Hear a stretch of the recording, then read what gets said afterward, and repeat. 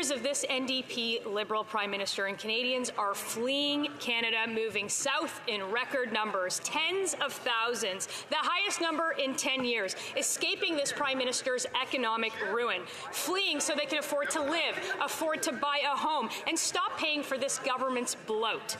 This is an inconvenient truth from the Prime Minister's very own media machine, the CBC, this morning. So how many more Canadians have to leave their country before the Prime Minister realizes that his government is just not worth the cost?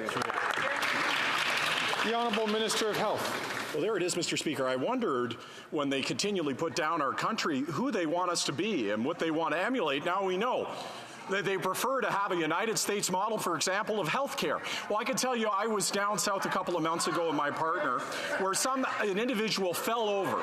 And when they came conscious after I called 911, their concern wasn't their health. Their concern was money. That they didn't have the money for the care.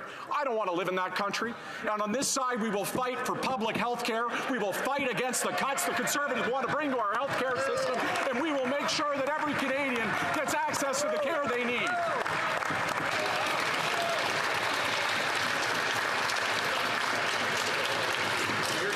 The Honourable Member from Thornhill. The plan is actually driving Canadians out of this country in droves. More than 126,000 Canadians left to go stateside in 2022. That's a 71% increase from the year before.